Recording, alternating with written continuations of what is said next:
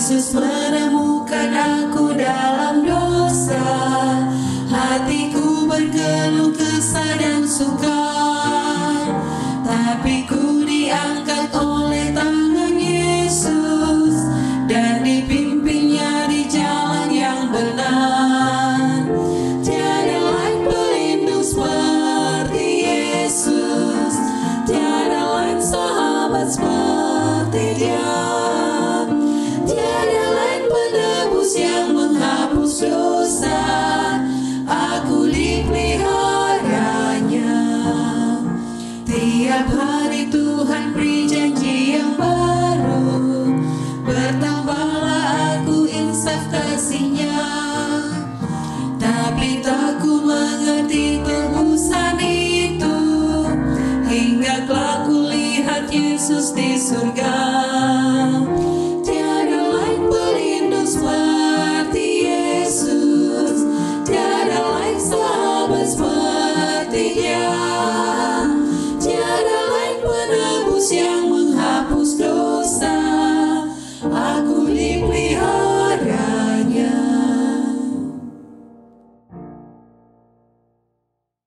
Mari kita berdoa. Kami bersyukur kepadamu Tuhan, dan saat ini kami akan merenungkan akan firman-Mu dan nasihat-nasihat yang baik yang berhubungan dengan rumah tangga. Tuhan bersama dengan kami. Dalam nama Tuhan Yesus kami berdoa. Amin. Nasihat rumah tangga sangat penting untuk setiap rumah tangga miliki, dapatkan dalam kehidupan berumah tangga setiap hari. Oleh karena ini adalah sesuatu yang sangat penting yang Tuhan harapkan, sehingga akan menjadi berkat bagi setiap rumah tangga yang ada. Dasar firman Tuhan ketika berbicara tentang rumah tangga, Efesus 5 ayat yang ke-22 sampai ke-33. Namun di ayat yang terakhir ini, ayat yang ke-33, bagaimanapun juga bagi kamu masing-masing berlaku, kasihilah istrimu seperti dirimu sendiri, dan istri hendaklah menghormati suaminya. Penting sekali, firman Tuhan akan menuntun kehidupan rumah tangga kita setiap hari. Nasihat untuk rumah tangga, prinsip dalam rumah tangga Kristen. Yang pertama adalah Kristus sebagai pusat dalam rumah tangga. Di dalam buku Adventist Home, Rumah Tangga Advent halaman 36, rumah tangga di mana kasih berkuasa dan di mana kasih dinyatakan dalam kata-kata dan perbuatan, memberikan kesaksian kepada dunia bahwa keluarga itu takut akan Allah dan memelihara perintah-perintahnya. Apa dasar nasihat yang boleh kita dapatkan di dalam rumah tangga kita masing-masing?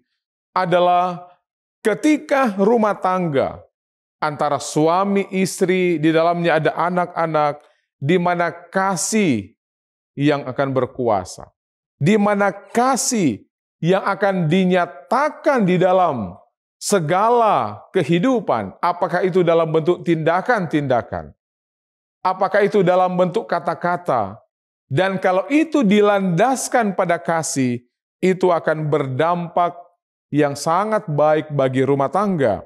Kemudian poin yang kedua adalah kasih dan kesabaran di dalam hubungan antara suami dan istri.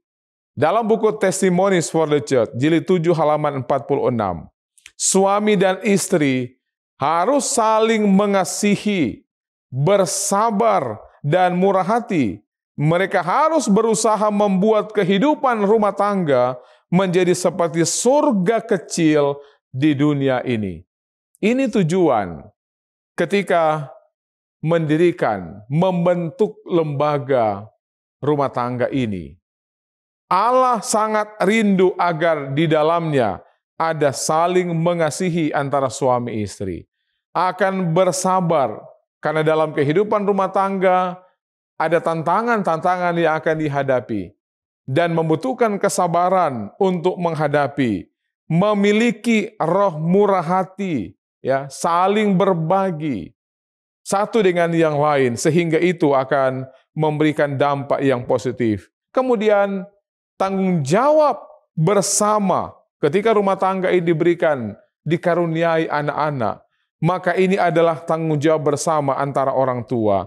Di dalam Child Guidance halaman 17, rumah tangga harus menjadi sekolah di mana anak-anak dipersiapkan untuk kehidupan kekal. Tanggung jawab siapa untuk boleh mendidik anak-anak sehingga mereka juga akan mendapatkan kehidupan yang kekal? Itu terletak pada orang tua. Terletak pada bagaimana menjalankan rumah tangga dengan hal-hal yang baik tadi. Suami adalah imam dalam rumah tangga. Dia akan memimpin keluarga dalam doa dan ibadah. Ini secara ideal. Walaupun kadang dalam kehidupan rumah tangga, hal ini ya ada dalam pergumulan-pergumulan. Tetapi secara ideal, nasihat yang boleh diberikan adalah ketika suami dia akan memimpin di dalam hal-hal yang baik, di dalam doa, di dalam ibadah, sehingga akan menjadi berkat rohani. Dia akan menunjukkan kelemah lembutan perhatian kepada seluruh keluarga, sehingga akan menjadi berkat.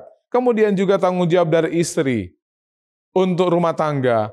Istri dipanggil untuk menjadi penolong yang setia dan pengaruh yang membawa damai. Istri di dalam rumah tangga, dia akan menjadi sinar terang di dalam kehidupan rumah tangga mereka. Membawa sukacita, membawa kedamaian dan kasih kepada lingkungan rumah tangganya. Dan kalau ini dilakukan, maka rumah tangga akan dapat dijalani dengan baik, dengan kasih yang terus terpancar. Kebahagiaan akan terus terlihat dalam kehidupan rumah tangga. Walaupun kadang mengalami berbagai pergumulan, namun ketika hubungan yang baik ini, rumah tangga akan dijalani dengan baik dan menjadi berkat bagi keluarga itu sendiri, menjadi kemuliaan bagi nama Tuhan, menjadi berkat bagi masyarakat dimanapun berada. Rumah tangga yang baik ini akan membawa sukacita dan kemuliaan bagi Tuhan. Tuhan memberkati kita sekalian.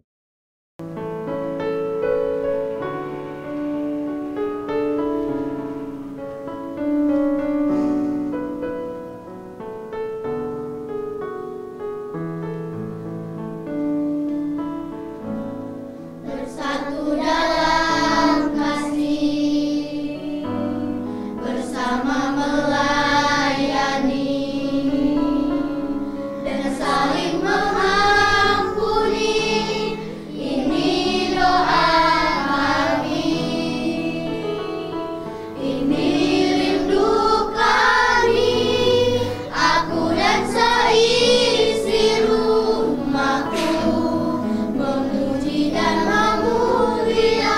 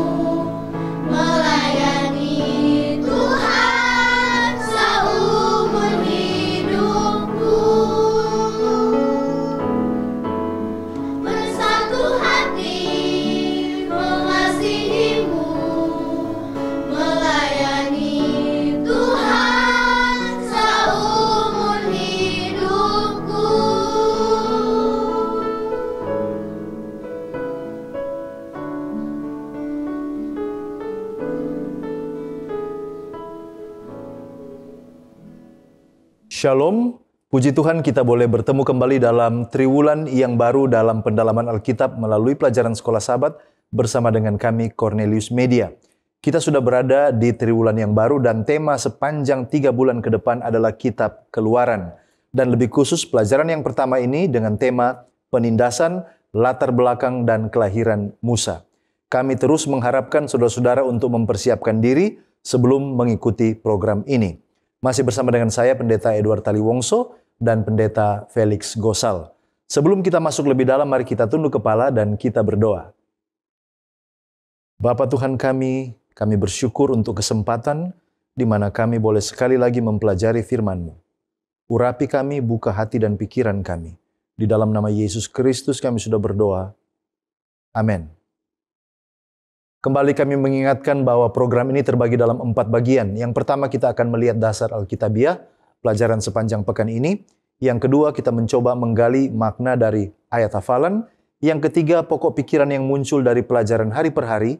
Dan di bagian akhir kita tiba kepada aplikasi. Mari kita lihat dulu pendahuluan sebelum kita masuk kepada dasar Alkitabiah.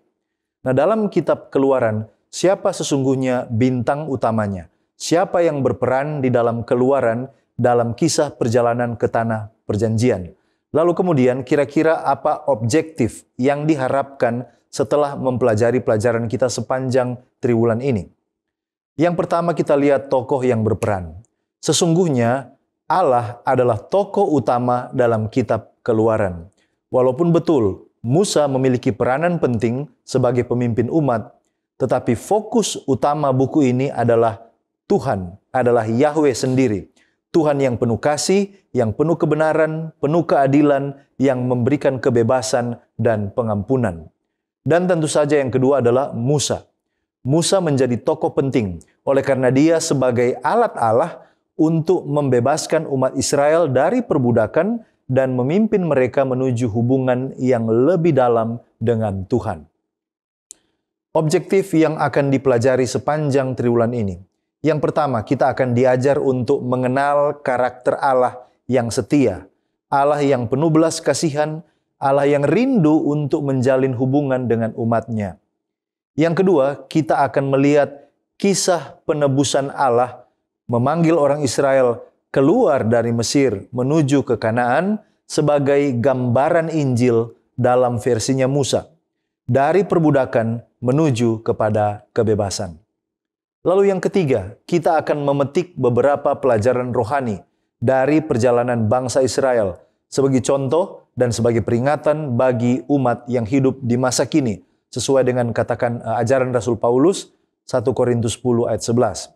Dan kemudian mengajak kita untuk mengembangkan suatu hubungan yang berarti dengan Allah. Oleh karena tujuan utama Allah membawa umatnya ke Sinai supaya terjalin persekutuan, terjalin hubungan yang erat antara dia sebagai pencipta dan mereka sebagai bangsa pilihannya. Mari kita lihat dasar firman Allah pelajaran yang pertama ini. Ada Keluaran 1 ayat 1-22. Bangsa Israel berkembang pesat di Mesir sehingga Firaun merasa terancam dan mulai menindas mereka dengan kerja paksa. Ia bahkan memerintahkan pembunuhan semua bayi laki-laki Ibrani. Lalu ada Kejadian 37 ayat 26-28. Yehuda mengusulkan agar Yusuf dijual kepada pedagang Ismail daripada dibunuh. Tetapi Yusuf akhirnya dibawa ke Mesir sebagai budak. Kemudian ada Kejadian 39 ayat 2 dan ayat 21. Tuhan menyertai Yusuf sehingga ia berhasil dalam segala hal walaupun dia sebagai budak. Di dalam penjara sekalipun, kasih setia Tuhan tetap menyertai dia. Kisah Para Rasul 7 ayat 6. Stefanus mengingatkan bahwa Allah telah menubuatkan keturunan Abraham akan menjadi budak di negeri asing selama 400 tahun sebelum dibebaskan. Galatia 3 ayat 16 dan 17, Paulus menjelaskan bahwa janji kepada Abraham dan keturunannya tetap berlaku dan tidak akan dibatalkan oleh hukum Taurat yang datang 430 tahun kemudian. Keluaran 2 ayat 1-25. Musa lahir di tengah penindasan, diselamatkan secara ajaib, dan kemudian melarikan diri ke Midian setelah membunuh orang Mesir. Nah, meskipun dia dalam pelarian, Allah memperhatikan penderitaan umatnya dan mempersiapkan Musa sebagai pembebas. Mari kita lihat judul penindasan, latar belakang, dan kelahiran Musa. Pertanyaan pertama adalah siapa yang menindas? Yang menindas adalah bangsa Mesir, khususnya Firaun adalah pihak yang melakukan penindasan. Siapa yang ditindas? Yaitu bangsa Israel, keturunan Yakub yang tinggal di Mesir yang menjadi korban penindasan. Mengapa mereka ditindas? Karena Firaun merasa terancam oleh pertumbuhan jumlah orang Israel yang begitu pesat.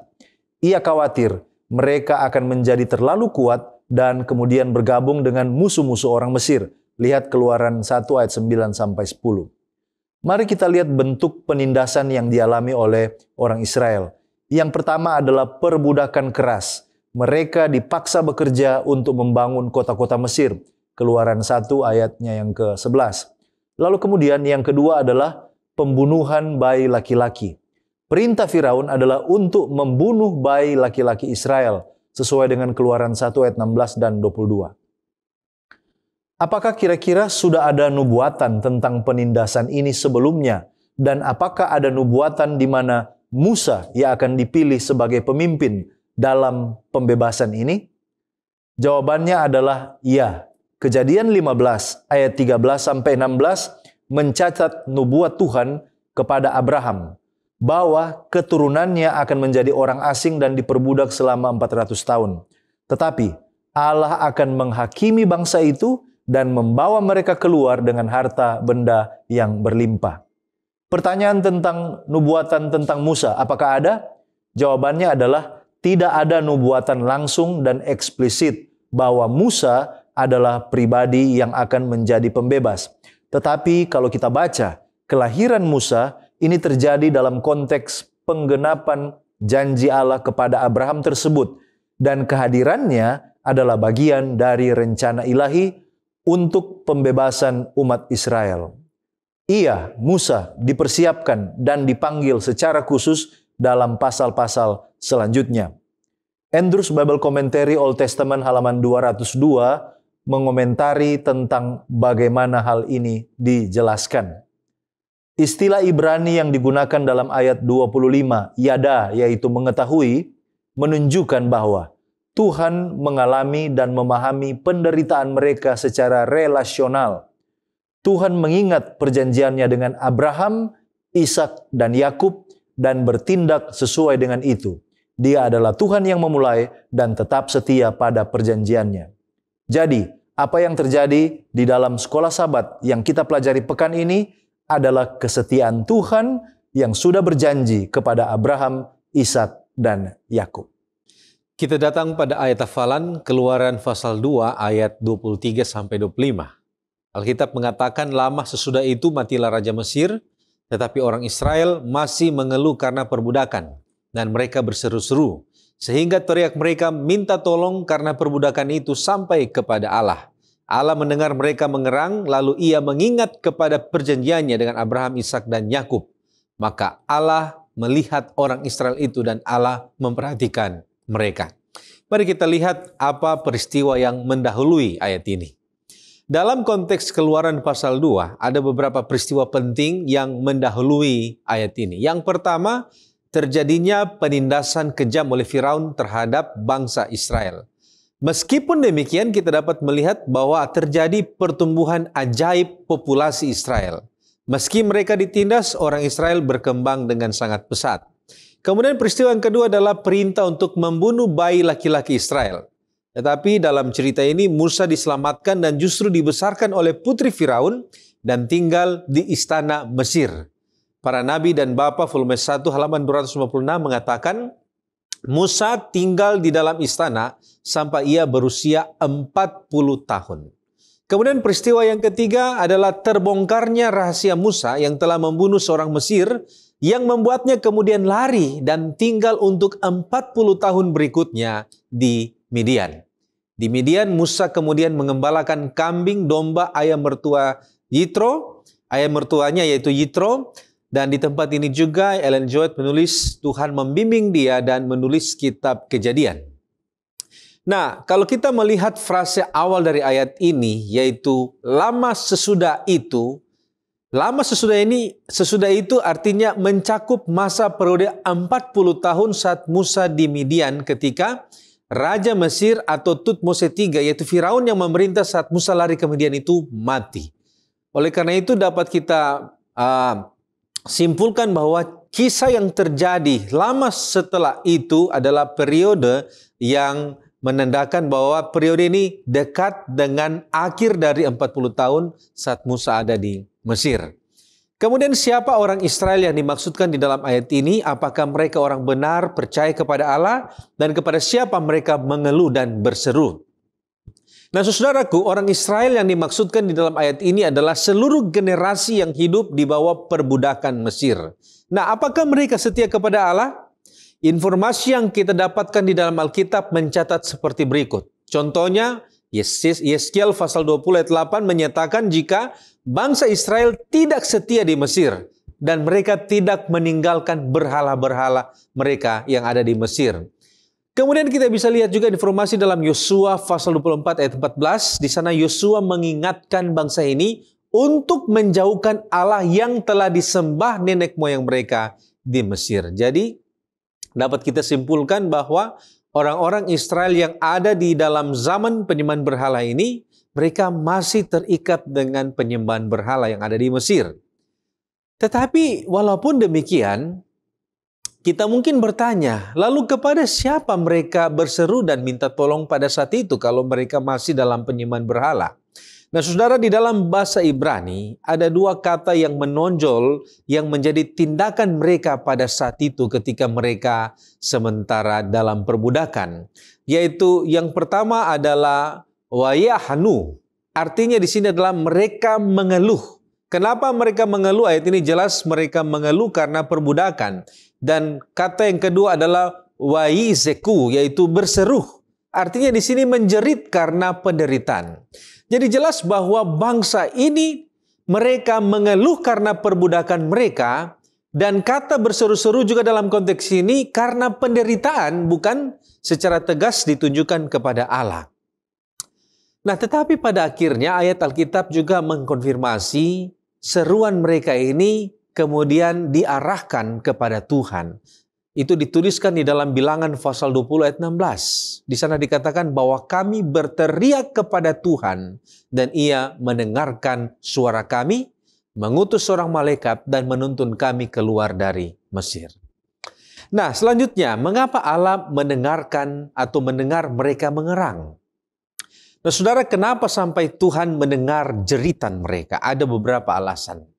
Alasan yang pertama oleh karena sifat Allah yang adalah Allah yang penuh dengan belas kasihan. Mazmur pasal 34, 16, Alkitab mengatakan, mata Tuhan tertuju kepada orang-orang benar, dan telinganya kepada teriak mereka yang minta tolong. Kemudian dicatat di dalam 1 Petrus pasal 3 ayat 12, sebab mata Tuhan tertuju kepada orang-orang benar, dan telinganya kepada permohonan mereka. Itu alasan yang pertama. Alasan yang kedua, oleh karena Allah adalah Allah yang tetap setia, sekalipun umatnya tidak setia. 2 Timotius 2 ayat 13, jikalau kita tidak setia, Dia tetap setia. Dan yang ketiga, alasan yang ketiga, oleh karena penderitaan umat Allah selalu menjadi perhatian Tuhan. Mazmur pasal 34 ayat 18, Tuhan itu dekat kepada orang-orang yang patah hati, dan Ia menyelamatkan orang-orang yang remuk jiwanya. Nah, kalau begitu, apa isi perjanjian Allah dengan Abraham, Ishak, dan Yakub? Nah, saudaraku, secara ringkas, perjanjian yang didapatkan atau perjanjian yang dituliskan dengan Abraham, Ishak, dan Yakub itu dapat kita lihat di dalam yang pertama, perjanjian dengan Abraham itu ditulis dalam Kejadian pasal 12, 15, dan 17. Isinya tentang keturunan tanah berkat. Kemudian perjanjian dengan Ishak ditulis dalam Kejadian pasal 26. Isinya juga tentang keturunan tanah dan juga berkat. Dan perjanjian dengan Yakub ditulis dalam Kejadian pasal 28 dan 35. Isinya juga keturunan tanah berkat dan perlindungan. Jadi apa isi perjanjian ini? Nah, dari ketiga perjanjian ini kita melihat ada kesamaan yang mencolok. Yang pertama yaitu keturunan yang banyak. Yang kedua adalah tanah sebagai milik pusaka. Dan yang ketiga adalah berkat. Selanjutnya kita melihat umat Allah di Mesir. Nah, dalam pertanyaan kita adalah siapa umat Allah di Mesir dan apa ciri-ciri mereka sebagai umat Allah di Mesir. Umat Allah di Mesir dalam konteks pelajaran sekolah Sabat adalah keturunan Yakub atau Israel, yaitu bangsa Israel yang awalnya hanya berjumlah 70 jiwa pada saat mereka masuk ke Mesir, Keluaran 1 ayat 5. Ciri-ciri mereka sebagai umat Allah di Mesir. Yang pertama, mereka adalah keturunan perjanjian dari Abraham, Ishak, dan Yakub. Yang kedua, mereka ini mengalami berkat Tuhan berupa pertumbuhan yang luar biasa, beranak cucu, bertambah banyak, berlipat ganda, dan mereka menjadi sangat kuat. Keluaran 1 ayatnya yang ke-7. Ciri yang ketiga, mereka ini tetap dikenali sebagai bangsa yang terpisah dari bangsa Mesir, baik secara etnis, budaya maupun iman, meskipun tidak sepenuhnya hidup sesuai dengan identitas rohani mereka. Dalam konteks Keluaran 1 ayat 7 dan 9, mengapa umat Allah di Mesir makin banyak dan bahkan lebih banyak dari orang Mesir dapat ditindas oleh orang Mesir yang lebih sedikit? Apa alasannya? Mengomentari tentang pertumbuhan yang luar biasa ini, John Durham dalam Word Biblical Commentary, jilid 3, halamannya yang keempat mengatakan bahwa kesuburan anak-anak Israel di Mesir ditekankan secara dramatis melalui penggunaan kata kerja sherats dalam ayat 7, yang secara umum sebenarnya ini merujuk kepada perkembangbiakan yang melimpah ruah, seperti contoh katak, ikan, atau makhluk hidup lainnya dalam perjanjian lama. Jadi kata kerja ini hanya digunakan untuk merujuk pada manusia hanya di tempat ini. Dan ini adalah berkat bagi Nuh dan anak-anaknya sebagaimana yang dijanjikan di Kejadian 9 ayat 1-7, terutama ayat 7. Dua ayat ini menekankan alasan yang berbeda, peningkatan jumlah yang sangat luar biasa. Tetapi meskipun secara jumlah umat Israel melebihi orang Mesir, mereka itu ditindas oleh karena beberapa alasan. Yang pertama adalah posisi sosial mereka yang lemah. Mereka adalah kelompok migran yang tidak memegang kekuasaan politik atau militer. Yang kedua, Mesir memiliki sistem pemerintahan yang terorganisir dengan kekuasaan pusat yang kuat di tangan Firaun dan juga aparat-aparatnya. Yang ketiga, bangsa Israel ini tidak bersatu secara struktural atau militer dan hidup mereka ini bergantung kepada orang Mesir. Dan yang keempat, ini menunjukkan bahwa jumlah besar tetapi tanpa kepemimpinan dan tanpa struktur yang jelas tidak otomatis berarti sebagai sebuah kekuatan. Mengapa yang disebut umat Allah ini tidak dapat mempengaruhi atau memancarkan kehidupan umat Allah kepada orang Mesir, tetapi gantinya orang Mesir yang lebih sedikit yang mempengaruhi kehidupan duniawi mereka? Nah, Ellen White dalam Christ Object Lesson halaman 286 menekankan maksud sebenarnya awalnya mengapa Tuhan menempatkan bangsa ini di Mesir. Dia katakan, keturunan Abraham, Yakub dan keturunannya dibawa ke Mesir agar di tengah bangsa yang besar dan jahat itu mereka dapat mengungkapkan prinsip-prinsip kerajaan Allah. Kesetiaan Yusuf dan karya luar biasanya dalam menyelamatkan akan bangsa Mesir. Menyelamatkan seluruh umat Mesir merupakan gambaran dari kehidupan Kristus. Musa dia katakan dan banyak orang lain menjadi saksi bagi Allah. Tetapi kenyataannya mereka gagal untuk menjalankan misi. Keturunan mereka gagal untuk menjadi saksi yang setia. Dalam periode ini mengapa Allah tidak mengangkat seorang pemimpin rohani atau melakukan pencegahan rohani agar umat Allah tidak menjadi seperti orang-orang Mesir? Ada beberapa alasan.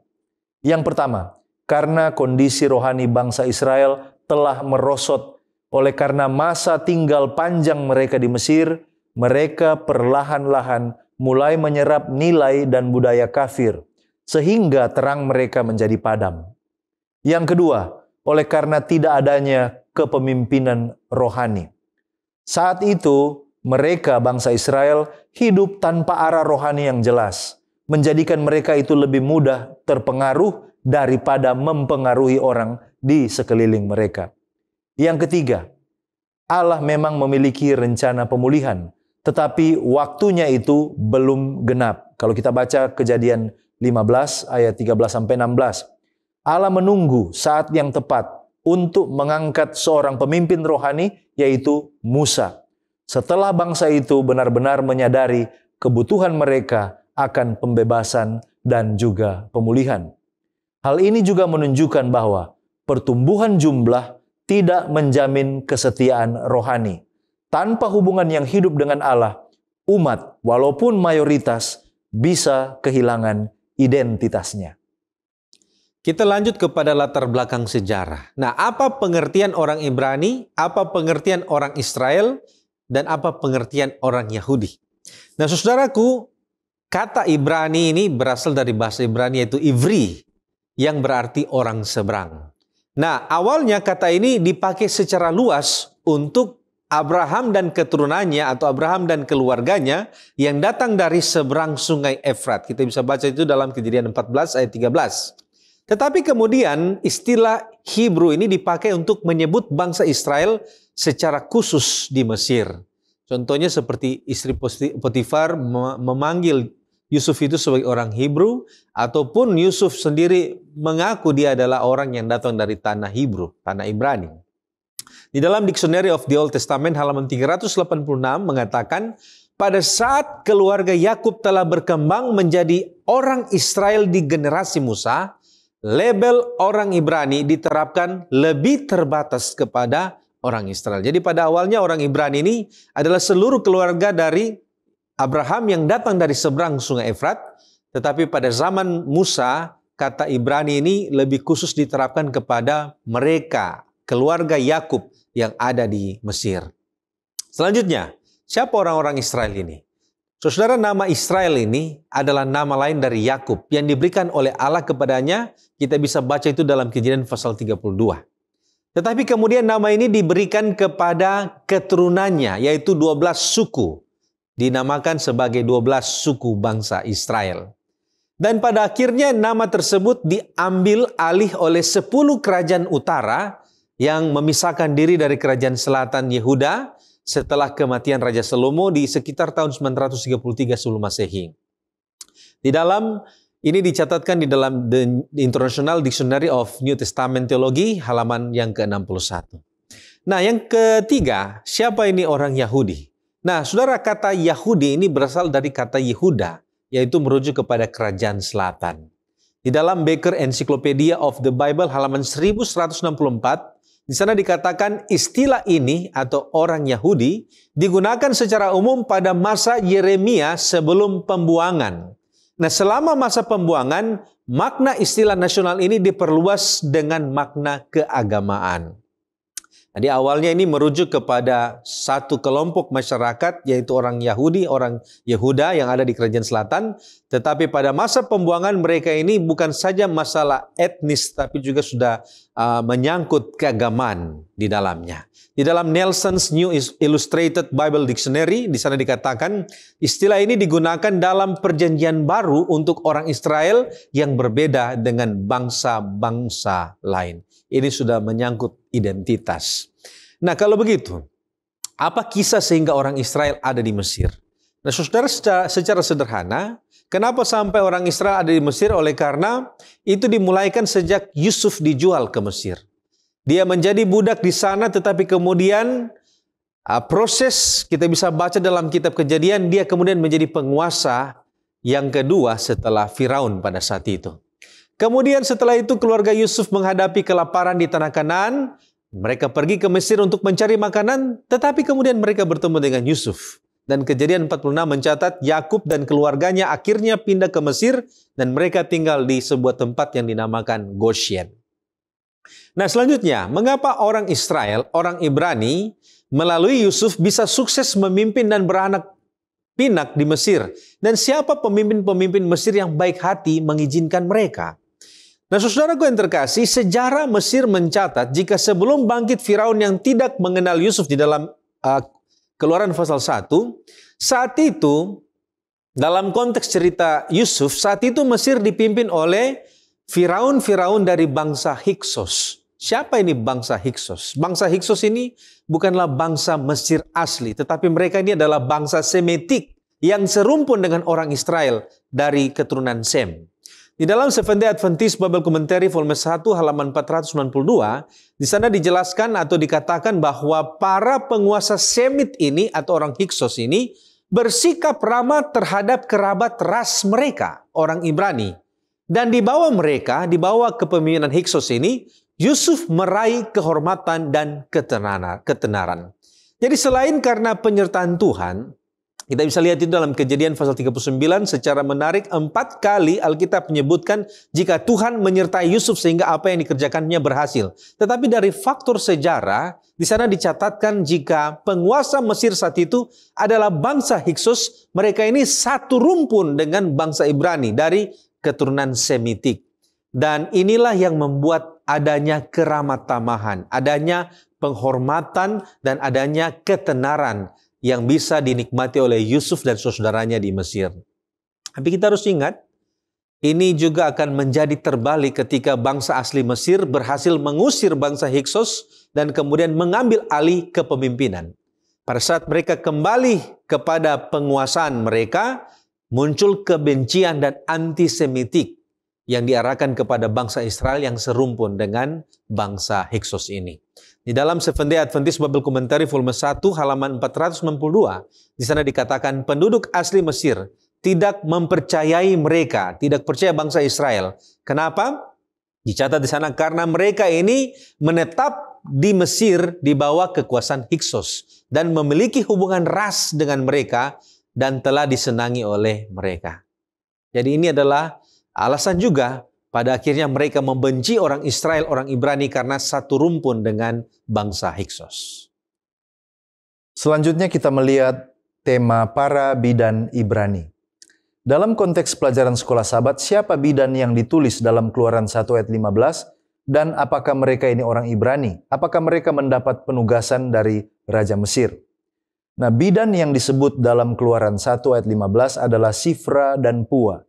Dan mereka ini kemungkinan besar adalah orang Ibrani, bukan orang Mesir. Mereka menerima penugasan langsung dari Raja Mesir yaitu Fir'aun untuk membunuh semua laki-laki Ibrani yang baru lahir. Tetapi mereka menolak melaksanakan perintah itu karena takut akan Allah. Apa arti Firaun dan apa tujuan akhir Firaun menugaskan para bidan? Mengapa para bidan tidak mematuhi perintah raja? Ya, perlu kita ketahui bahwa Firaun itu bukan nama, tetapi adalah gelar Raja Mesir.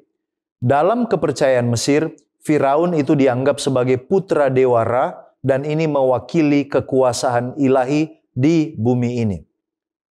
Tujuan akhir dari Firaun adalah melenyapkan laki-laki Israel, agar bangsa Israel tidak terus bertambah dan menjadi ancaman baik secara militer dan politik.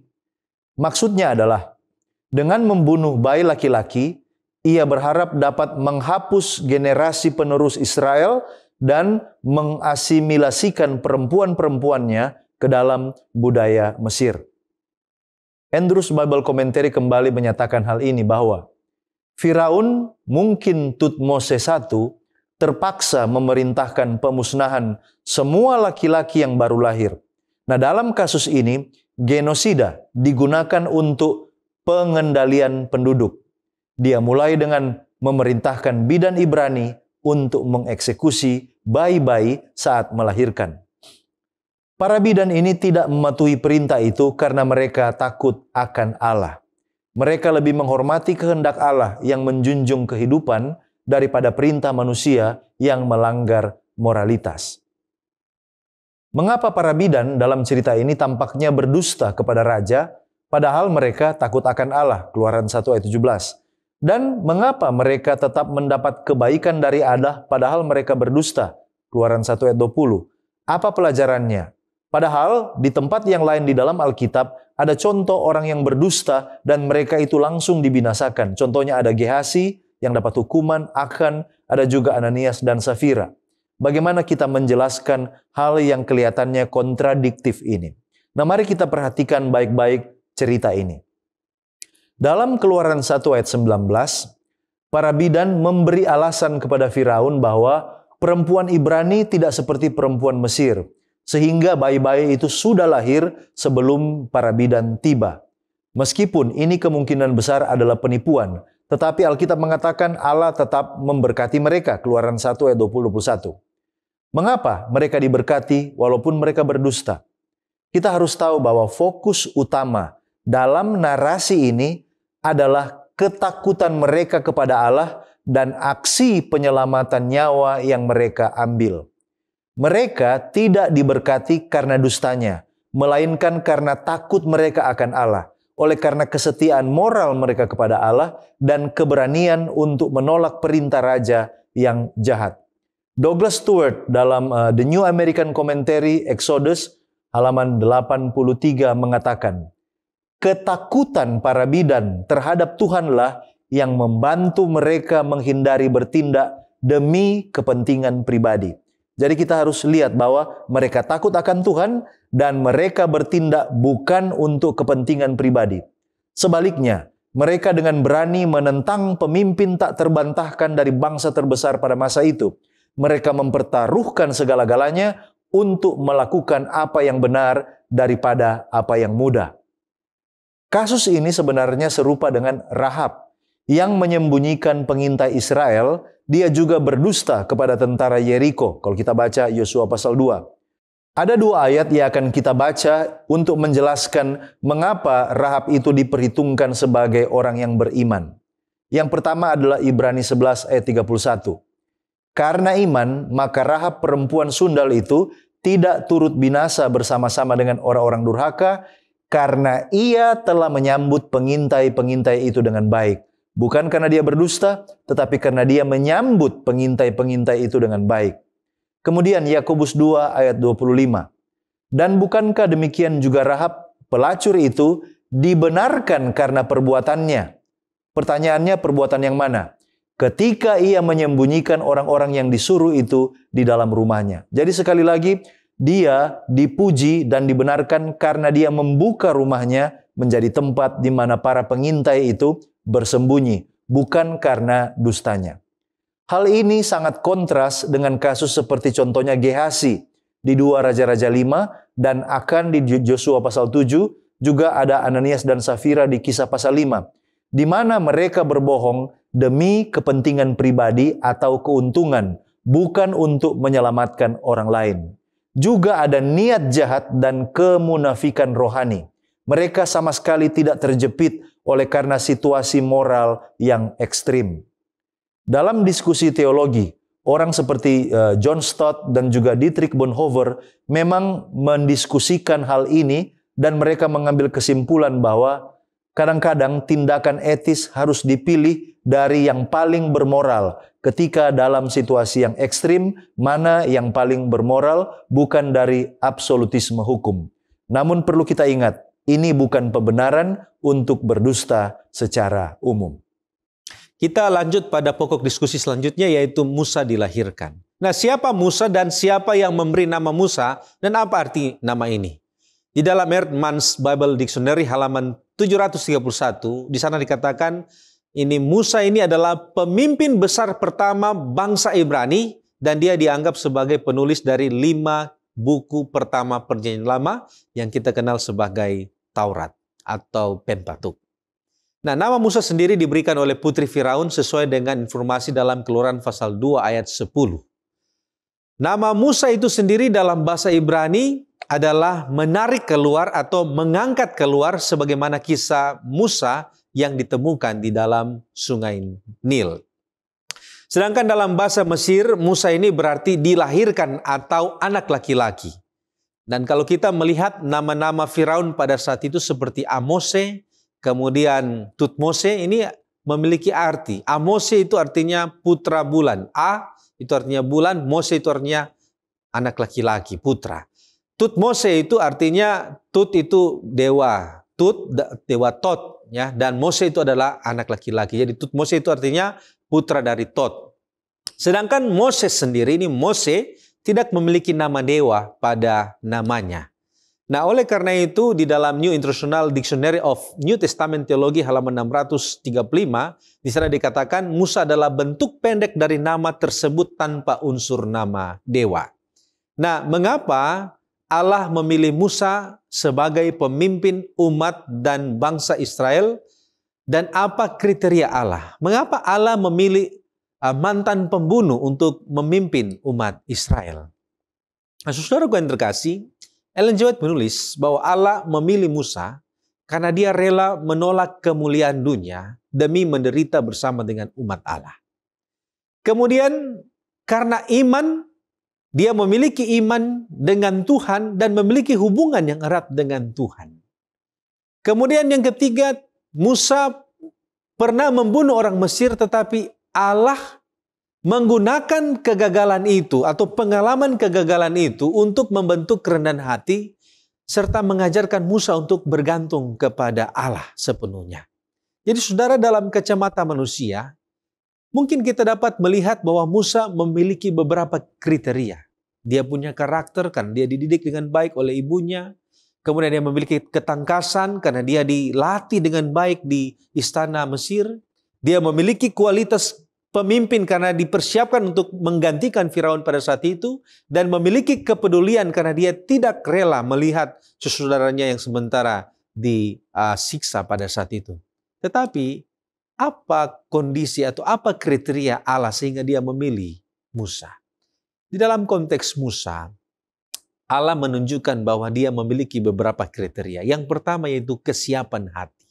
Saat dipanggil, Musa memiliki kesiapan hati. Yang kedua, kerendahan hati. Yang ketiga, kemauan untuk taat. Dan yang keempat adalah bergantung sepenuhnya pada Allah, bukan pada kekuatan sendiri. Selanjutnya, apa pendidikan sebagai pemimpin yang diterima oleh Musa? Nah, saudara, ini dicatat di dalam Para Nabi dan Bapa halaman volume 1 halaman 252. Di sana Ronubuat mengatakan seperti begini. Dengan setia, ibu Musa, menggunakan kesempatan itu untuk mendidik anaknya bagi Allah. Jadi ini adalah kesempatan ketika dia harus mendidik anak ini, dan dalam jangka waktu tertentu anak ini harus dipulangkan kembali ke istana. Nah, ada rentan waktu di mana Musa dididik oleh ibunya sendiri. Dan di sana ibunya mendidik dia untuk menjadikan dia sebagai anak Allah. Ronubuat mengatakan bahwa ibu dari Musa merasa yakin bahwa anaknya itu telah diselamatkan untuk melaksanakan satu tugas yang besar. Dan Ellen White menulis begini. Seluruh masa depan dalam hidup Musa, yaitu ketika dia menjadi pemimpin dan lain sebagainya, dikatakan tugas besar yang dia laksanakan sebagai pemimpin Israel menyatakan pentingnya pekerjaan ibu-ibu Kristen. Jadi di sini ada kesan bahwa kenapa sampai Musa itu boleh sukses menjadi seorang pemimpin oleh karena dia mendapatkan pendidikan Kristen yang terbaik yang diberikan oleh ibunya di rumah. Ia sedang berhadapan dengan tugas mengembangkan pikiran dan tabiat. Bekerja bukan hanya untuk sekarang ini saja, tetapi untuk masa yang kekal. Ia sedang menaburkan benih-benih yang kemudian akan bersemi dan menghasilkan buah. Jadi Musa dididik. Kenapa sampai dia bisa menjadi pemimpin dan memiliki kriteria seorang pemimpin? Itu dimulaikan dari dalam rumah, dari didikan seorang ibu yang bekerja sama dengan malaikat. Dilanjutkan, bukan saja di situ. Setelah masa waktu yang ditentukan, Musa dikembalikan ke istana. Ellen G. White menuliskan di dalam halaman 254. Di sana dikatakan di istana Firaun. Musa menerima latihan sipil dan militer yang tertinggi. Kenapa yang tertinggi? Ellen White melanjutkan, raja telah menetapkan untuk menjadikan cucu angkatnya itu sebagai penggantinya. Dan anak muda itu telah dididik untuk pangkat itu. Jadi Musa secara khusus dididik untuk menjadi Firaun. Dididik dengan latihan sipil dan militer yang tertinggi. Oleh karena itu dia disiapkan untuk menjadi pemimpin bangsa. Alih-alih pemimpin bangsa Mesir, ternyata dia dipersiapkan untuk memimpin bangsanya sendiri. Selanjutnya di dalam halaman 254, Ellen G. White menulis, maksud setan telah digagalkan, perintah yang sama yang merupakan hukuman mati terhadap anak-anak Ibrani telah diubah oleh Allah untuk maksud latihan serta pendidikan calon pemimpin umatnya. Sekarang kita akan membicarakan tema perubahan rencana.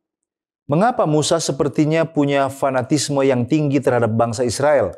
Padahal kita tahu dia dididik dan dibesarkan di lingkungan Mesir, di lingkungan istana. Sehingga dia harus merana di padang gurun. Mengapa demikian?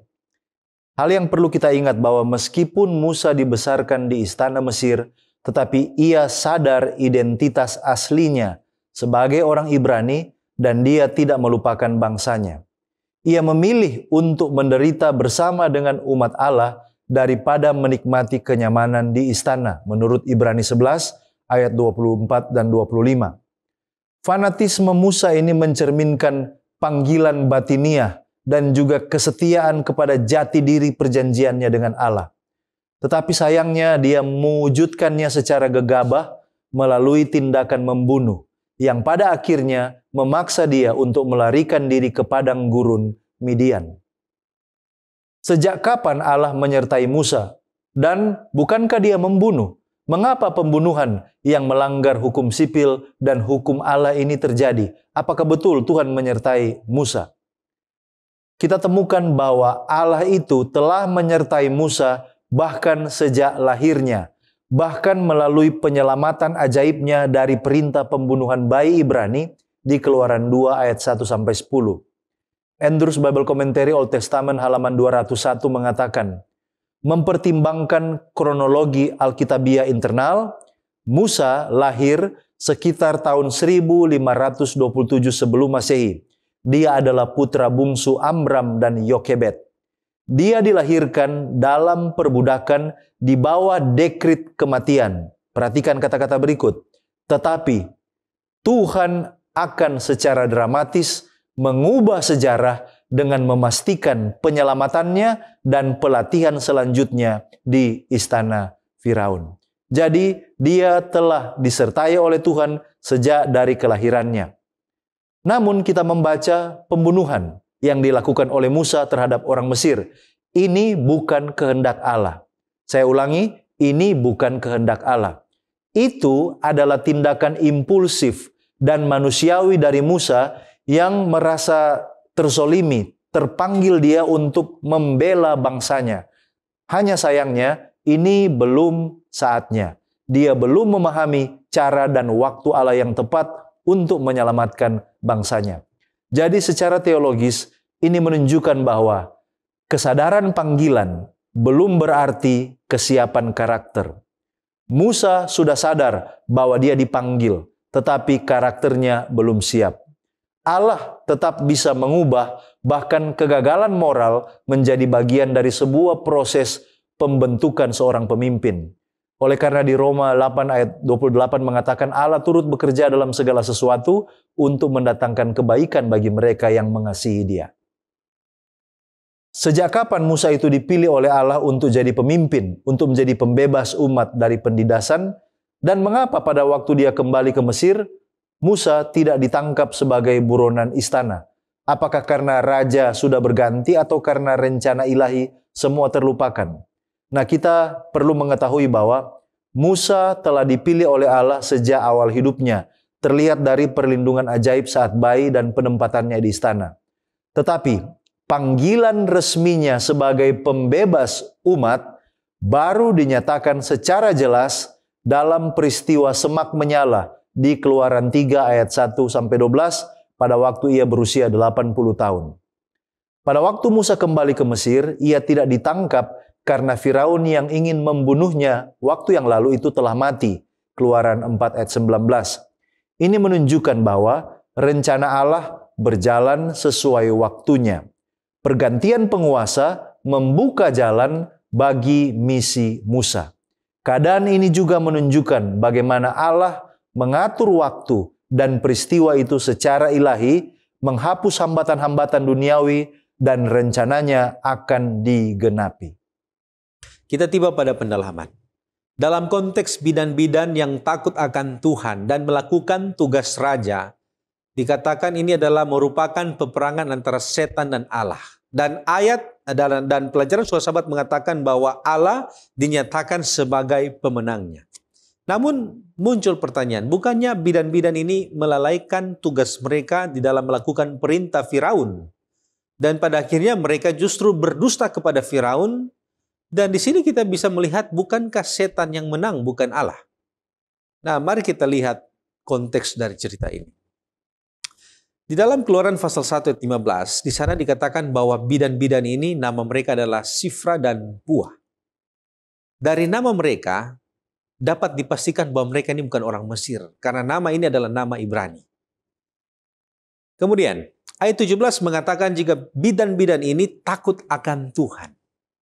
Ayat 16 menyatakan bahwa Firaun menyuruh mereka menolong ibu Ibrani yang akan melahirkan, tetapi kemudian menyuruh mereka untuk membunuh kalau yang dilahirkan itu adalah anak laki-laki.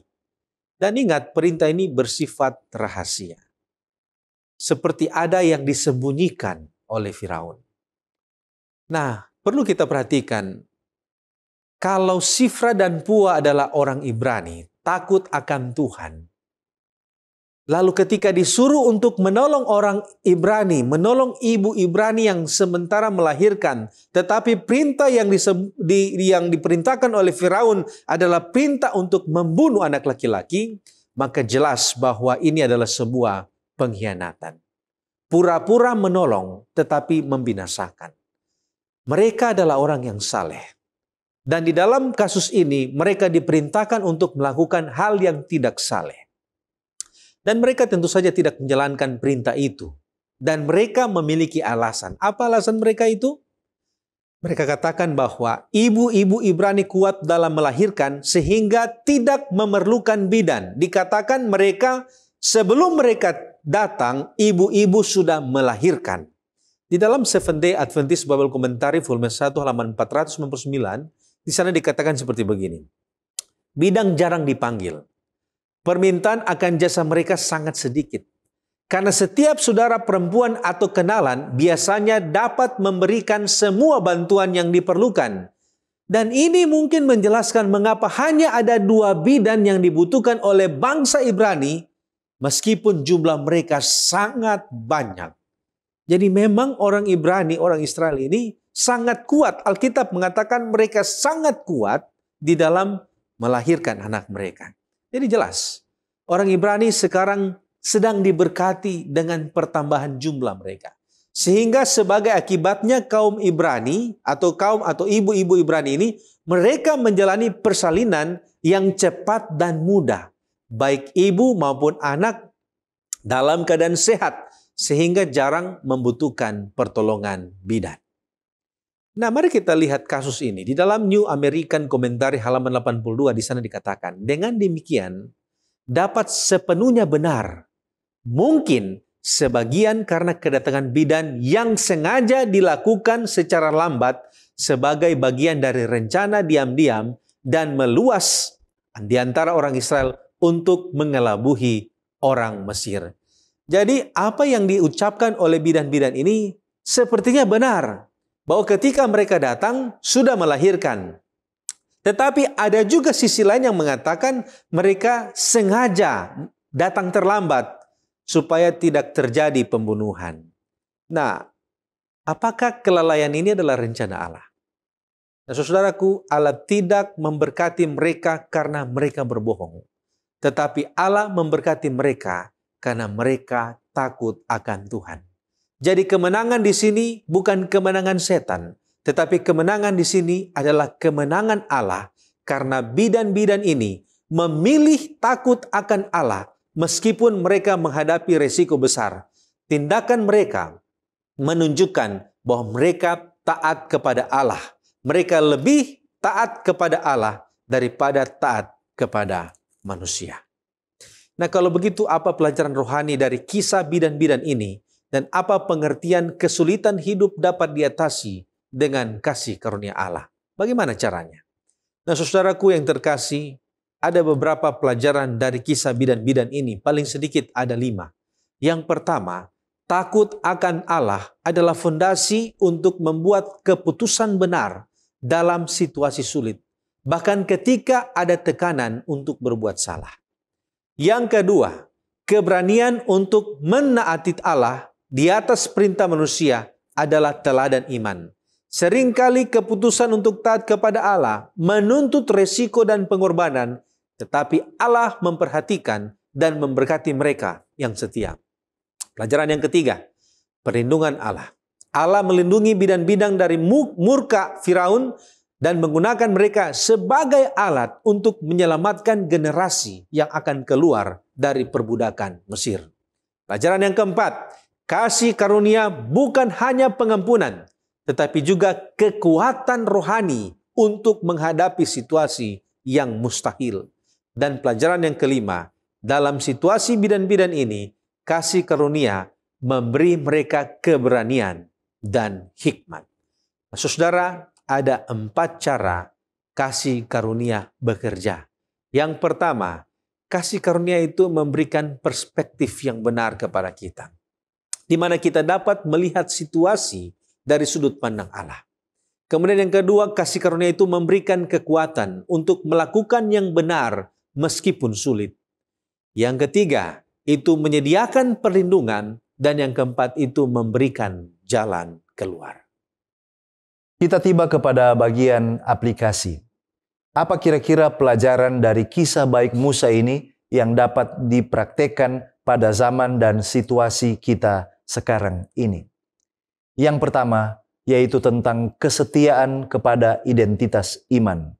Meskipun saudara dan saya berada di lingkungan duniawi seperti Musa di istana Mesir, tapi ingat, kita adalah orang Israel sejati. Yang kedua, belajar tentang kegagalan, bahwa kegagalan itu bukan akhir. Tuhan bisa memakai masa lalu kita yang gelap untuk justru menjalankan rencana-rencananya. Yang ketiga, belajar bersabar untuk menunggu waktu Tuhan. Musa sangat bersemangat, tetapi semangat tanpa arahan bisa membawa kepada kegagalan. Dia tidak bersabar menunggu waktunya Tuhan. Lalu yang selanjutnya, Tuhan itu memakai orang biasa. Bahkan yang punya masa lalu yang kelam, dia dapat gunakan kalau mau sungguh-sungguh bertobat dan berserah kepada rencananya, dapat melakukan pekerjaan-pekerjaan yang besar. Selanjutnya, masa menanti itu adalah masa pembentukan, bukan waktu yang sia-sia.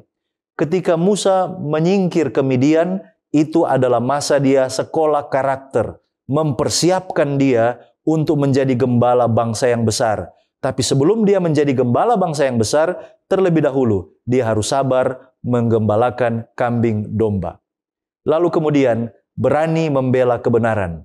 Meski harus menanggung resiko pribadi, tetapi para bidan dalam cerita ini dan juga dalam kehidupan Musa menunjukkan mereka berani berdiri untuk kebenaran apapun yang menjadi resikonya. Bagaimana kita yang berdosa sampai bisa dipilih Allah sebagai orang pilihan seperti Musa? Ada beberapa hal yang perlu kita pikirkan.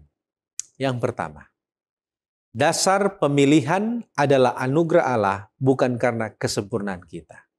Kalau kita suka dipilih Tuhan, itu bukan karena kemampuan kita, tapi itu karena anugerah Tuhan. Yohanes 15 ayat 16, bukan kamu yang memilih aku, tetapi akulah yang memilih kamu. Yang kedua, di dalam memilih, Tuhan memiliki proses. Contoh pelajaran sekolah sahabat kita memperlihatkan Musa memiliki 40 tahun pertama di Mesir dan 40 tahun kedua di padang gurun. Itu artinya Musa memiliki 4 atau 80 tahun proses untuk digunakan Tuhan sebagai pemimpin bangsa. Proses ini akan membawa kita untuk menghilangkan sifat kesombongan kita dan bergantung sepenuhnya kepada Tuhan. Yang ketiga, Allah memilih orang-orang yang lemah, bukan orang yang merasa kuat. Musa di sini merasa berat mulut, tetapi Allah memakainya untuk berbicara kepada Firaun.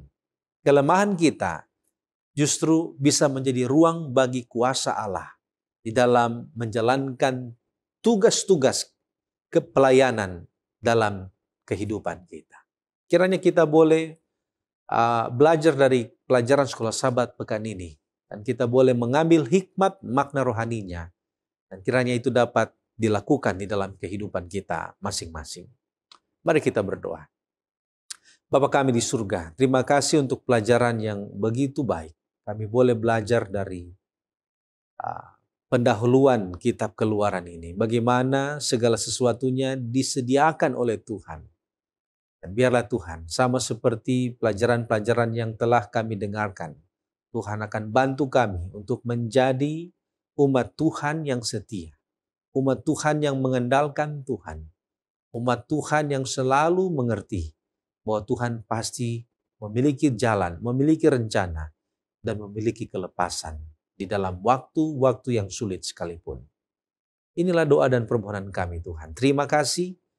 Kami berdoa di dalam nama Yesus, Tuhan dan Juru Selamat kami. Amin.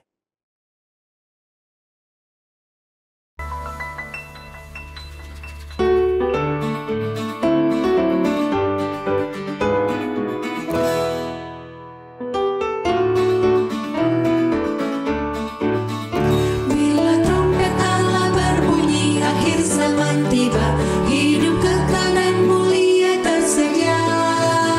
Bila orang yang selamat dihimpunkan di sana, dan namaku kan dipanggil ke surga. Bila namaku dipanggil, bila namaku dipanggil, bila namaku dipanggil, bila namaku dipanggil ku ada.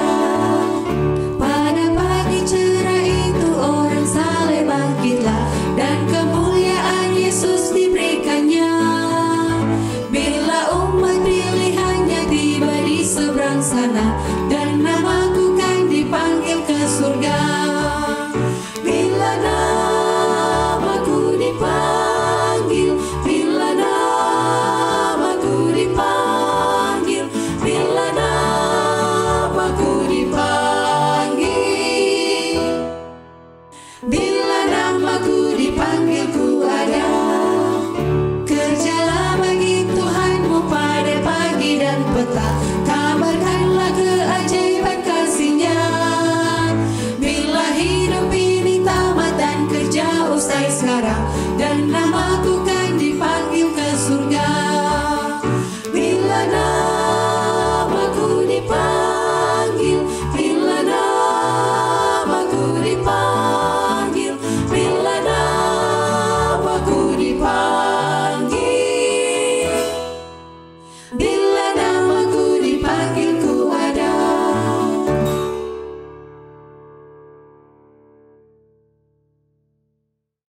Saudaraku, mari kita datang kepada Tuhan dalam doa. Kita berdoa. Terpujilah namamu ya Tuhan Allah kami, Bapa yang bertahta di dalam kemuliaan sorga, Tuhan yang sungguh baik, yang setia, yang tidak pernah meninggalkan dan membiarkan kami. Engkau pencipta langit dan bumi serta segala isinya.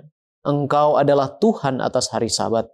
Kami bersyukur oleh karena sepanjang 6 hari yang sudah berlalu Engkau telah menuntun, menyertai, memberkati kami, sehingga kami boleh tiba pada hari Sabat-Mu yang kudus, ya Tuhan, untuk kami boleh beribadah, menyembah Engkau di dalam roh dan kebenaran, serta menikmati berkat-berkat Sabat yang telah Engkau sediakan.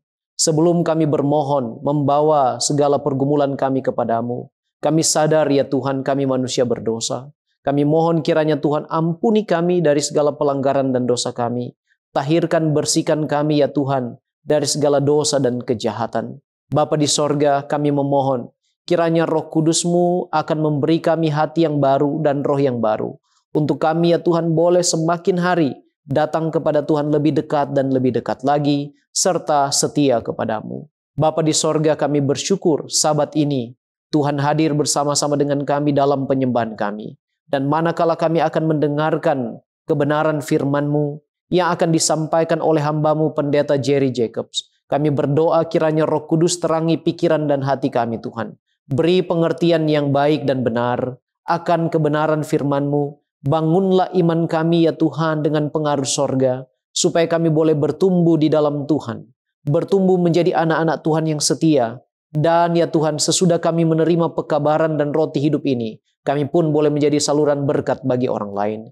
Kami berdoa khusus untuk hamba-Mu ini ya Tuhan. Kiranya Engkau urapi hamba-Mu ini dengan kuasa Roh Kudus. Terangi pikirannya, Gunakan lidahnya untuk memperkatakan firman-Mu ya Tuhan, sehingga setiap perkataan yang keluar dari mulut hamba-Mu ini ya Tuhan, akan boleh menjadi berkat bagi kami semua. Bapa di sorga, kami berdoa juga untuk saudara-saudara kami yang mungkin saat ini mengalami pergumulan kehidupan. Entah itu sakit penyakit jasmani, demikian pula pergumulan di dalam rumah tangga, pergumulan finansial atau di dalam pekerjaan mereka, serta pergumulan rohani lainnya. Tuhan, tilik mereka satu persatu. Yang sakit Engkau sembuhkan, yang sedang bergumul Engkau beri kemenangan. Terima kasih banyak Bapa di sorga. Pimpin kami di dalam ibadah kami pada hari Sabat ini. Terpujilah nama-Mu, kami serahkan hidup ini dan pergumulan kami hanya kepada Tuhan Yesus, Juru Selamat kami yang hidup. Haleluya. Amin.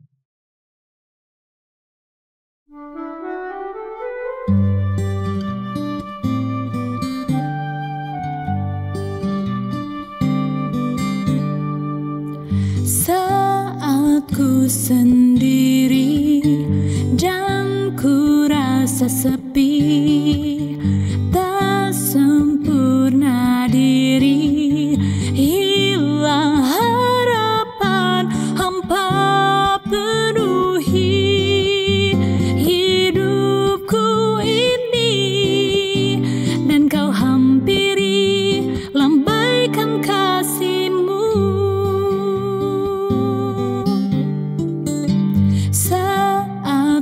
Sendiri dan ku rasa sepi, tak sempurna diri, hilang harapan, hampa penuhi hidupku ini, dan Kau hampiri lambaikan kasih-Mu.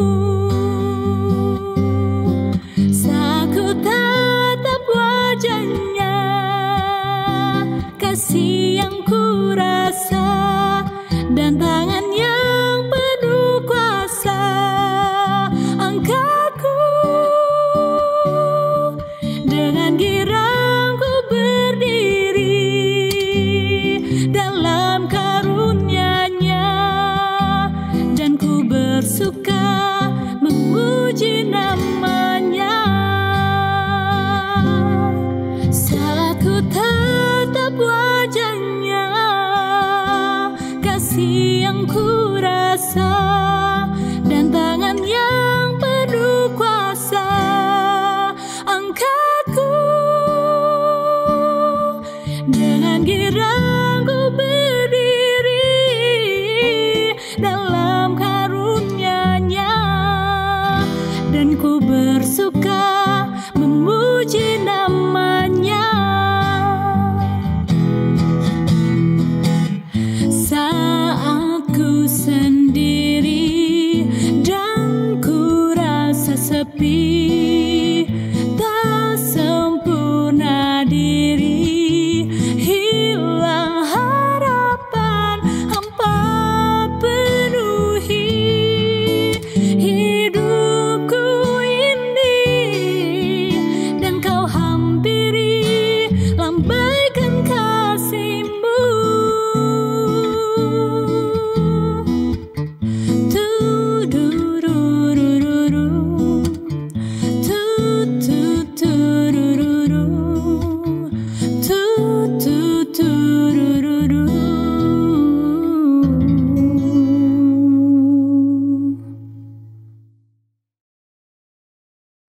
Shalom, salam sejahtera di dalam kasih Tuhan kita Yesus Kristus.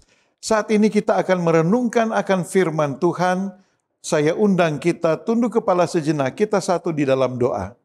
Bapa kami yang ada di dalam kerajaan surga, kami membutuhkan tuntunan kuasa Roh Kudus-Mu agar kami dapat memahami firman Tuhan, dan Engkau akan memampukan kami untuk melaksanakannya dalam kehidupan kami. Di dalam nama Yesus kami berdoa. Amin. Pekabaran firman Tuhan pada saat ini, judulnya adalah mengalahkan benteng Yebus dalam hidup kita. Kita dapat melihat peristiwa atau kisah ini yang dicatat di dalam 2 Samuel 5 ayat 6 sampai 10 atau di dalam 1 Tawarik 11 ayat 4 sampai 9. Setiap orang percaya memiliki Yebus dalam hidupnya, yaitu benteng-benteng yang tampaknya tak tergoyahkan. Itu bisa dalam bentuk masalah yang besar atau kebiasaan buruk yang sulit untuk ditaklukkan, intimidasi dari musuh, atau bahkan kelemahan di dalam diri kita. Daud menaklukkan Yebus dan menjadikannya kota Daud, pusat pemerintahan dan tempat ibadah. Demikian juga Tuhan memanggil kita untuk menaklukkan benteng-benteng dalam hidup kita untuk kemuliaan-Nya. Di dalam 2 Samuel 5 ayat 6 sampai 10, ayat 6 berkata sebagai berikut. Lalu raja, dalam hal ini Daud, dengan orang-orangnya atau prajuritnya pergi ke Yerusalem menyerang orang Yebus, penduduk negeri itu. Lalu Raja Daud dengan orang-orangnya pergi ke kota berkubu orang Yebus yang nantinya kota itu akan disebut Yerusalem setelah Daud menaklukkannya. Dan kata Yerusalem adalah dalam pengertian wilayah yang lebih luas. Namun secara spesifik kita akan melihat bahwa kota Yebus ini adalah nanti akan disebutkan sebagai kota Daud. Daud dan prajuritnya pergi untuk menaklukkan dan menduduki kota berkubu dari orang Yebus. Di dalam ayatnya yang selanjutnya, 2 Samuel 5 ayat 6, dikatakan bahwa mereka itu berkata kepada Daud, atau orang-orang Yebus berkata kepada Daud, engkau tidak sanggup masuk kemari, karena kota orang Yebus terletak di bukit, lalu di atas bukit itu dikelilingi dengan tembok yang tinggi, sehingga sulit bagi Daud dan tentaranya untuk memanjat kota benteng orang Yebus. Maka dengan sombong mereka dapat berkata, orang-orang buta dan orang-orang timpang akan mengenyahkan engkau. Maksud mereka, Daud tidak sanggup masuk ke dalam kota Yebus. Itu adalah hal yang mustahil. Kemudian pada ayat 7 berkata, tetapi Daud merebut kubu pertahanan orang Yebus itu, yang nantinya akan disebut Yerusalem, juga Sion, dan lebih spesifik kota Daud. Itu berarti Daud bisa menang. Tetapi bagaimana caranya dia bisa menaklukkan kota yang berkubu ini? Daud telah dilatih oleh Tuhan dari sejak masa kecilnya.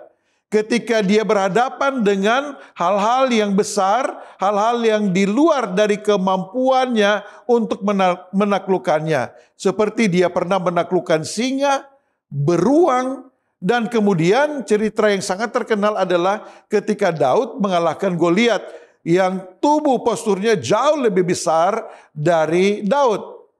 Dan semua pimpinan Tuhan yang telah menjadi bagian dari Daud untuk menaklukkan baik singa, beruang, dan Goliat yang besar itu menjadi kepadanya satu kekuatan bahwa dia dimampukan, bahwa Tuhan akan menyanggupkan Daud untuk mengalahkan kota berkubu dari orang Yebus ini. Pada ayat yang ke-8, Daud telah berkata pada waktu itu, siapa yang hendak memukul kala orang Yebus, haruslah ia masuk melalui saluran air itu. Mengapa Daud melihat saluran air sebagai titik lemah dari kota ini? Latar belakang dari kota ini adalah ketika Daud pergi ke wilayah dari orang Yebus ini, diperkirakan Daud berada di lembah Kidron. Kalau posisi dari Daud di lembah Kidron dan dia melihat kepada kota berkubu orang Yebus, maka kota ini akan kelihatan sangat tinggi. Karena lembah Kidron ada pada bagian bawah.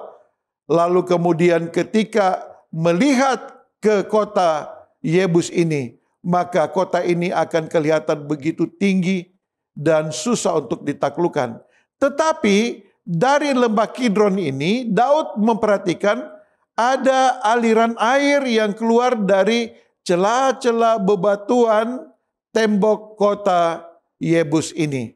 Dan dia mengetahui bahwa di antara celah-celah bebatuan ini, di mana air itu keluar, barangkali itu dapat menjadi tempat atau bagian yang mana tentaranya dapat masuk untuk menaklukkan kota ini.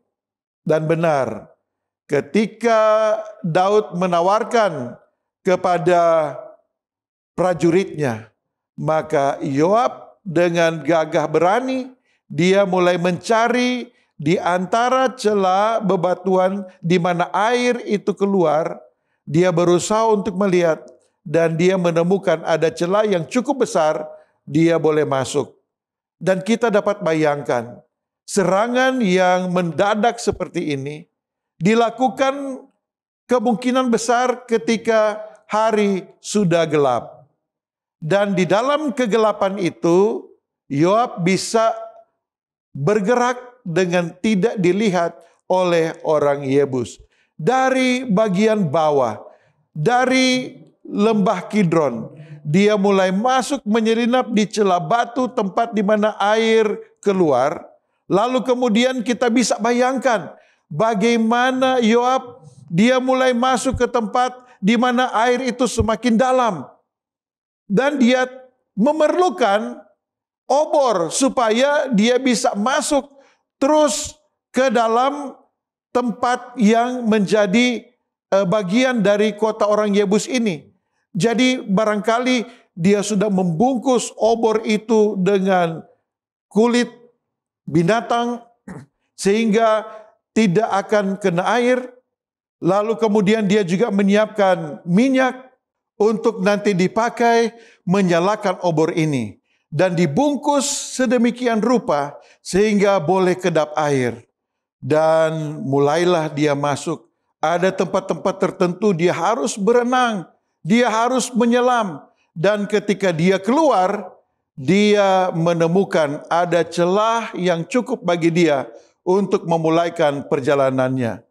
Saya bersyukur kepada Tuhan oleh karena beberapa waktu yang lalu saya berkesempatan untuk masuk ke tempat di mana satu-satunya mata air yang ada di daerah Yerusalem dengan sumber mata air yang terkenal yaitu mata air Gihon.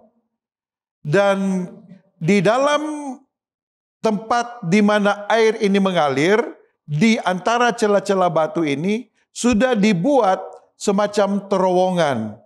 Dan orang-orang yang ada di kota Yebus ini atau orang-orang Yebus ini, mereka bisa dari dalam kota, mereka masuk ke dalam terowongan ini, kemudian mereka menimba air dari mata air Gihon, lalu mereka membawa berjalan di dalam terowongan atau gua yang gelap ini, lalu mereka membawa air ke rumah mereka. Kemudian mereka melakukan satu perubahan di dalam cara mereka mengambil air. Mereka mengalirkan mata air Gihon ini ke bagian samping dari tembok kota mereka. Kemudian dari tempat inilah mereka membuat penampungan dan mereka tidak perlu lagi masuk dari dalam terowongan ini sehingga mereka dapat langsung dari rumah mereka keluar ke tempat penampungan air ini, lalu kemudian mereka mengambil air di sana. Dan untuk supaya mereka aman atau mata air ini tidak dimanfaatkan oleh musuh-musuh mereka, mereka membangun tembok yang tinggi yang disatukan juga dengan tembok kota mereka. Jadi sumber air ini berada dalam situasi yang aman. Tetapi mata air dari Gihon ini berada jauh di dalam tanah, di antara bebatuan, batu kapur yang kerasnya seperti batu marmer. Dan pada waktu Yoab masuk, dia berada di dalam mata air Gihon ini, dia melihat bahwa untuk naik ke bagian atas, dia harus mendaki kurang lebih 13 meter. Jadi dia harus merayap sambil mendaki di antara lubang dari mata air Gihon ini. Lalu dia tiba di bagian atas. Dari bagian atas ini tempat di mana orang menurunkan tali untuk mengambil air di dalam sumur ini. Kemudian mereka harus berjalan. Jadi Yoab harus berjalan di tengah kegelapan itu. Dan ketika dia keluar, dia dapati bahwa dia sudah berada di dalam kota, di dekat dengan pintu gerbang utama kota Yebus ini. Dan akhirnya Yoab mengalahkan orang-orang yang berjaga-jaga di pintu gerbang ini. Yoab membuka pintu gerbang dan Daud bersama dengan prajuritnya mereka masuk untuk menaklukkan kota Yebus ini. Di ayat 9 dan 10 berkata, dan Daud menetap di kubu pertahanan itu dan menamainya kota Daud. Ia memperkuatnya sekelilingnya mulai dari Milo ke bagian dalam. Ayat 10, lalu makin lama makin besarlah kuasa Daud, sebab Tuhan Allah semesta alam menyertainya. Dari kisah ini, kita dapat mengambil beberapa pelajaran penting. Yang pertama, percaya kepada penyertaan Tuhan. 2 Samuel 5 ayat 10 berkata, lalu makin lama makin besarlah kuasa Daud, sebab Tuhan Allah semesta alam menyertai dia. Daud tidak bersandar pada kekuatan militernya, tetapi pada penyertaan Allah yang Maha Kuasa. Dalam menghadapi benteng-benteng, kota-kota berkubu yang harus kita taklukkan dalam hidup kita, penyertaan Tuhanlah yang menjadi kunci dari kemenangan kita. Jangan andalkan kekuatan kita sendiri. Andalkanlah Tuhan di dalam doa dan iman kita kepadanya. Yang kedua, tidak terintimidasi oleh ejekan. Pada ayat 6 kita melihat bahwa orang-orang Yebus berkata kepada Daud, engkau tidak sanggup masuk kemari. Orang Yebus sombong. Mereka mengejek dan mengolok serta menertawakan Daud. Mereka meremehkan dia. Mereka katakan bahwa orang buta yang akan mereka gunakan untuk menjaga kota mereka. Orang lumpuh yang nantinya akan mengejar Daud. Tetapi Daud tidak menjadi tawar hati. Daud tidak kecewa. Daud tetap maju. Musuh seringkali memakai kata-kata untuk mengecewakan kita, menghentikan langkah kita. Jangan biarkan kata-kata negatif dan intimidasi dari iblis menghentikan perjuangan langkah menuju kemenangan dari iman kita. Yang ketiga, memimpin dengan strategi dan hikmat. Di dalam 1 Tawarik 11 ayat 6, siapa yang lebih dahulu memukul orang Yebus akan menjadi kepala. Daud memotivasi pasukannya dan memberi tempat bagi orang lain untuk bersinar. Dalam hal ini Yoab yang berani untuk menerima tantangan. Dan Yoab menjadi panglima dari Daud. Kepemimpinannya bukan hanya keberanian, tetapi juga hikmat dan pembinaan. Dalam pelayanan dan hidup sehari-hari, penting untuk bekerja sama dan membangun orang lain agar kita bersama-sama dapat meraih kemenangan. Dan bukan oleh karena kemampuan diri kita sendiri. Kita perlu bekerja sama dengan orang lain. Yang keempat, membangun untuk kemuliaan Tuhan. Di dalam Mazmur 132 ayat 13 sampai 14. Sebab Tuhan telah memilih Sion, di sini aku hendak diam. Tujuan Daud bukan sekedar politik. Bukan oleh karena dia mau mengembangkan kerajaannya untuk kemuliaan bagi dirinya. Tetapi dia mau menjadikan Yerusalem sebagai tempat kediaman Tuhan. di mana Tuhan telah merindukan satu tempat untuk mana orang-orang Israel dapat datang untuk menyembah Dia. Dan Daud mengetahui bahwa dengan apa yang dia buat, dia tidak boleh menyerah karena dia mempunyai misi.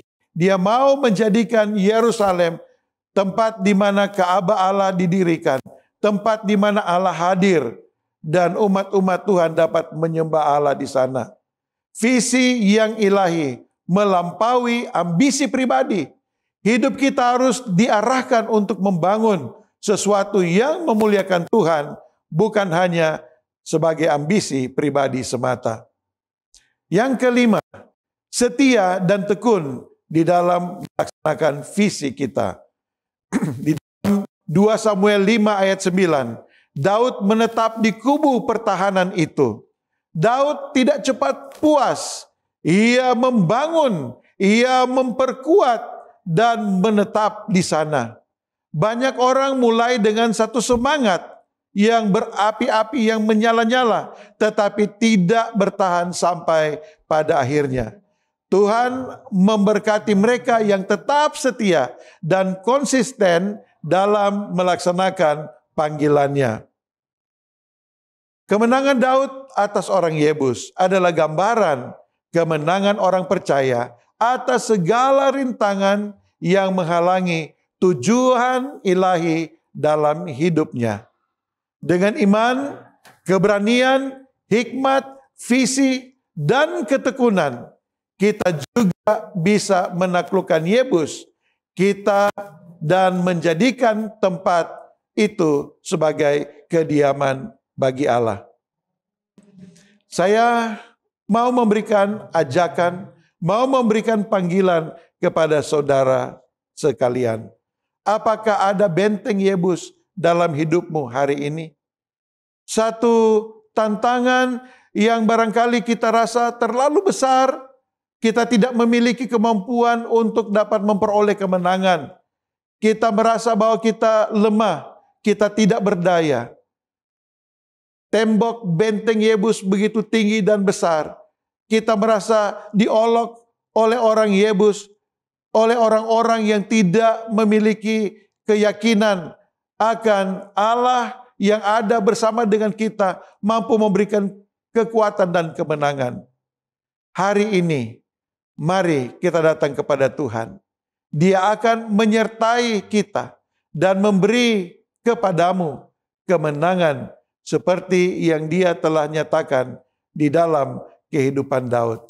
Kiranya Tuhan akan menolong saudara dan saya untuk dapat menjadi pemenang.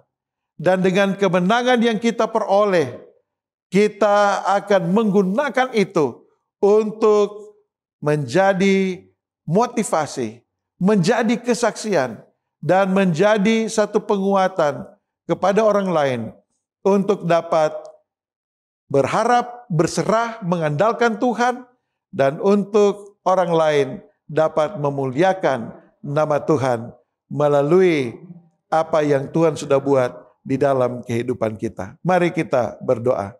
Bapa yang ada di surga, kami berterima kasih oleh karena dari kisah Daud menaklukkan kota berkubu, kota yang kuat, kota benteng orang Yebus.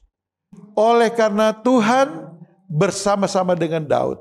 Oleh karena Daud percaya kepada Tuhan. Daud berserah kepada Tuhan. Maka dia memperoleh kemenangan. Kami berdoa biarlah Engkau akan bersama dengan kami. Engkau akan menyertai kehidupan kami. Agar di dalam menjalani akan kehidupan kami. Ketika kami berhadapan dengan tantangan, masalah, pencobaan ataupun kelemahan-kelemahan yang ada dalam hidup kami. Dengan pertolongan Tuhan, kami akan keluar sebagai pemenang. Dan di tempat, di saat di mana kami memperoleh kemenangan yang berasal dari Tuhan, maka di tempat itu nama Tuhan akan terus dipuji dan dimuliakan. Kiranya kehidupan kami akan terus ada bersama dengan Tuhan. Dan dalam kehidupan kami, nama Tuhan akan dipuji, dimuliakan, serta kami akan terus menyembah dan memuliakan Tuhan. Inilah yang menjadi doa dan harapan kami. Di dalam nama Yesus kami berdoa. Amin.